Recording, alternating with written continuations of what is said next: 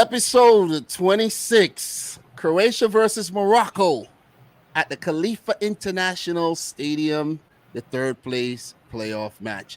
First of all, bro, I like to ask you, do you think this match is relevant or it's a bit redundant? I'm a big fan of third place games in the World Cup. There's not many sporting events that have a third place game except, um, the Olympic tournament, football tournament. And I feel like it offers a nice consolation prize for the two semifinalists to prove that they are just one step below championship caliber. And if you look at history, some of the most exciting games in World Cups have been third place games. You're right.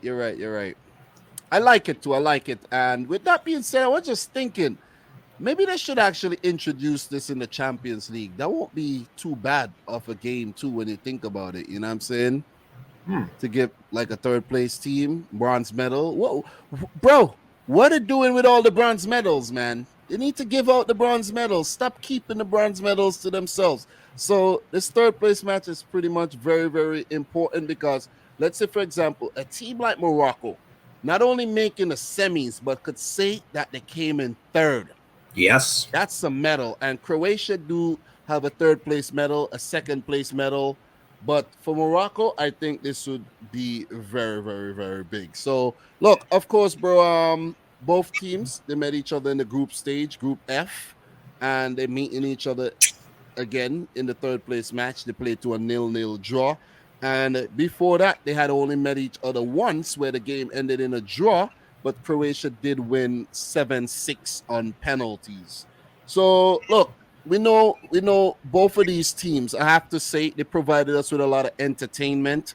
And if it wasn't for Croatia and Morocco, I think the World Cup would have been pretty damn boring and straightforward in terms of how it should have went. When you think about Croatia dismissing freaking Brazil, getting the better of Belgium in the group as well, and then Morocco getting rid of Spain and Portugal. These teams, I think, lit up the knockout phase of the tournament. They made it memorable, and we couldn't have wished for the World Cup to go any other way than it went. No, I agree. And I think we owe them a debt of gratitude for making this tournament much more exciting than it could have been if just a couple of results just went against them. And to see them give one last encore performance in this World Cup, I think it should be something that we should all look forward to because they were the gift that kept on giving. And that Croatian win over Brazil was phenomenal. Big upset. Morocco making the semis as the first African nation, it's enormous. So both creating history, and it has the makings to be a game of great intent from both teams because I'm sure they want to come away with something. Indeed. And for Croatia, look, we didn't expect them to make another semis. No. Most of us thought, okay, a bit of a golden generation in 2018. It's gone. No Mandzukic, no Subasic, no Rakitic, no Charluka. You think about these memorable players, these legendary players of Croatian football, and a few notable absentees as well, like Tin Jedvaj, guys like Šime Vrsaljko, even an Ante Rebic. These guys are still playing, but were not chosen. And Croatia, they transitioned very, very nicely. But what they did in the group, Croatia came out of that group against, all odds when you think about it, when they drew their first match, won against Canada. But if they had lost that game to Belgium, all they needed to do was lose, and they were gone. And the opportunities that Lukaku had, any other day, they were gone. You see what I'm saying? And I think they got really lucky to get out, and they made it all the way to the semis, man. 2 penalty shootouts against Brazil and against freaking Japan, coming back from the brink of defeat. So, got to give it up to this Croatian team. They have a lot of fight. They have a lot of spirit, a lot of comeback ability, never ever say die attitude. This could be the final game for a lot of these stars for the Croatian national team, or the final World Cup match as well. You think about guys like Lovren, you think about Dominic Vida, you think about Luka Modric. Even though we have a Euro on the horizon, this could be the last World Cup match for a lot of these players, though. It could. Yep.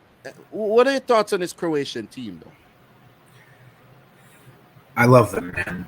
They keep proving doubters wrong. They keep coming back and fighting for being down. We didn't have them getting as far as I did 4 years ago. We didn't have them getting far this year. I think the fact that they've managed to make another deep run in a World Cup shows that it not only is a golden generation, their second golden generation, but they're somewhat now of a mainstay in World Cups. They're no longer group stage fodder, and it's impressive for a country of their size. It's less than 4 million people in the Balkan nation. They're really carrying the banner for the whole region in the last decade or so, and I love Croatia. They're a team that I think even every neutral could love because of the fact of how much fight they have in them, and overall just a very well drilled, I think, organized, disciplined, one of the best midfields in their international football. It's hard not to like them. Same here, man. Much love to Croatia. I gotta say, breakout stars, Jaško Vardio. A player that I really admire too, Lovro Majer. We got to keep an eye on that player, replacing Luka Modric going forward in that midfield. Ivan Perisic, guys like Bona Sosa, Josip, Livakovic. yeah. Oh man, Dominic Livakovic had a huge tournament.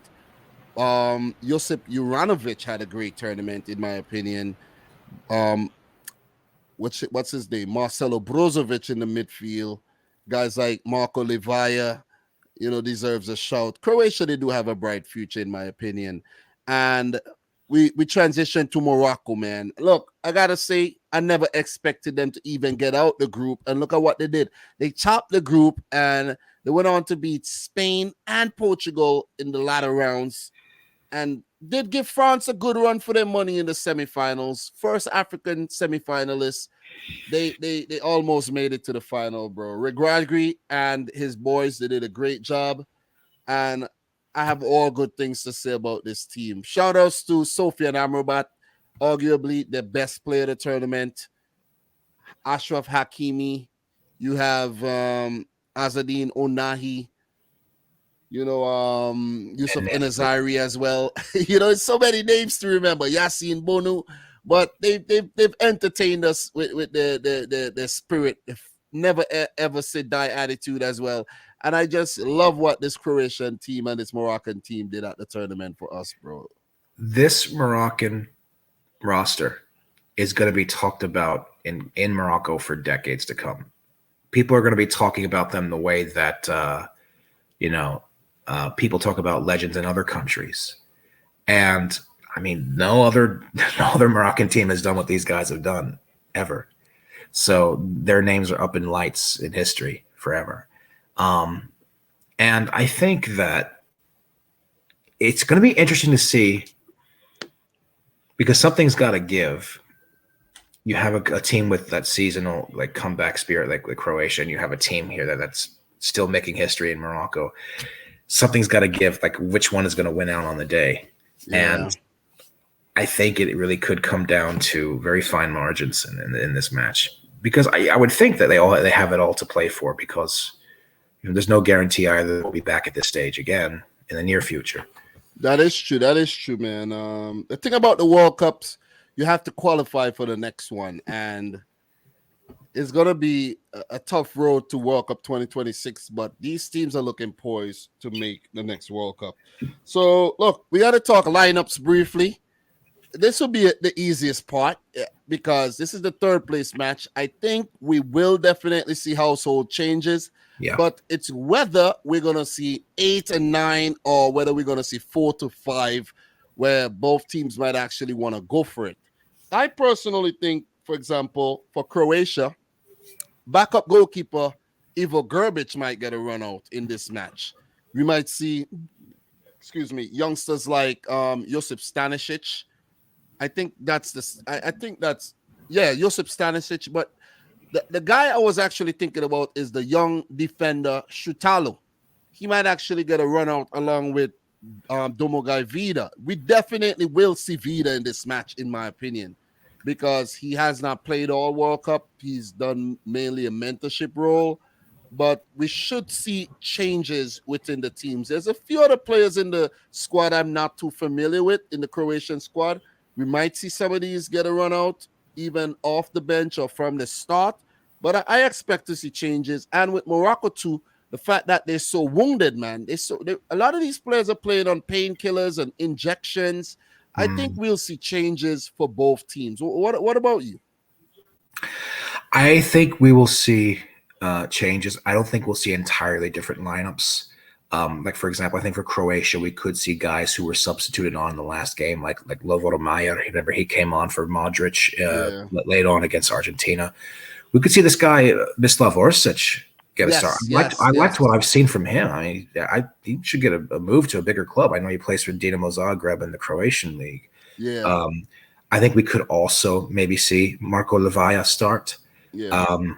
I think it'll be a mix. I think both teams are going to go for a mesh of like bench players as well as starters or normal substitutes. I don't think that there will be like a total switch up where, like how we saw in the group stages with teams that had already qualified for the knockout rounds, they just filled entirely second or third string sides. Yeah. I don't think we'll see that, but and I think also the same for Morocco as well. Yeah, I think Luka Modric starts this game. This could be his final World Cup match. I think he starts the game. That's another talking point that we haven't touched on. I think Luka Modric starts and the team plays around him, and that gives Croatia a really, really good edge going forward. And I think Perisic starts this game as well. I think it's a mix, but I think these players start this game because it could be the final World Cup game for Croatia.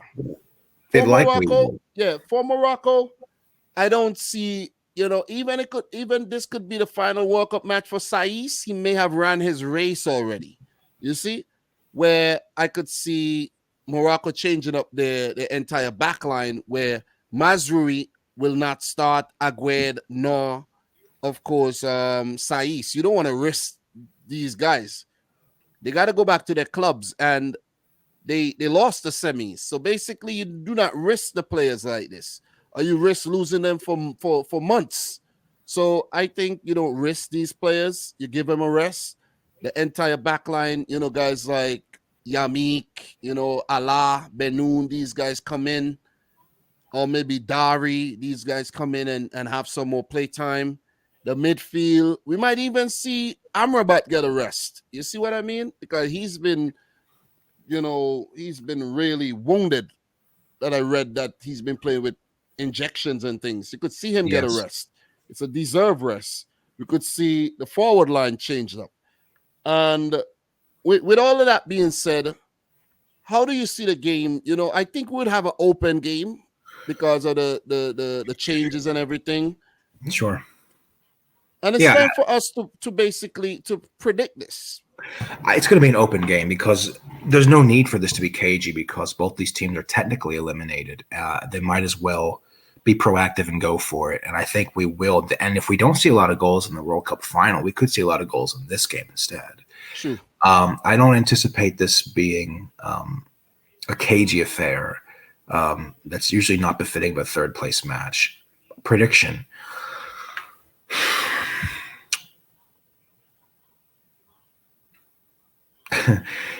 I'm going to go with a 2-2 draw, and I think Morocco wins on penalties. I'm actually going to go with Croatia winning it after extra time, 3-2. Not too different, okay. Yeah, 3-2 for Croatia. I know the Croatians, usually when I predict for Croatia, they do lose, but I have a feeling they'll win this one and come in third. I think Croatia are more equipped with their experience, and I think they would want to come in third. I know you said before that you think they might actually be a bit more complacent for this game, but I think Croatia takes this one very serious and they would want to place third. You see what I mean? With guys like Modric and Perisic start. I won't even, as a matter of fact, I won't even be surprised if Croatia put out a full strength lineup here. Ooh. Okay. Seeing that they're not even dealing with a lot of injuries. I won't be surprised if they do. And if they do, that could catch Morocco like off guard somehow. You know what I mean? Mm. Thinking that okay, Croatia might rotate and they don't.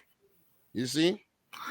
Yeah, I don't think Croatia will be complacent, but it is important to note that injuries can throw a whole wrench into the system and throw off how teams will set up and how you moreover you go to predict a game, how it'll unfold. I guess the reason why I have Morocco edging is just because I think they're going to want it more. Because being an African team in the semis, that's already an accomplishment. But getting a medal in the World Cup as an African nation, I don't know. I just feel like I know. It'll be big. It'll be big to take back a medal for Africa. It would be Africa's first medal. Don't get me wrong. I would love to see Morocco win this one. I would love to see any team go on to win this one. I'll be happy for them. you have 3-2, right? 3-2 in Yeah, extra I have time. 3-2 in extra time for Croatia. I have 2-2, and I think Bono will make a few saves in net in the shootout.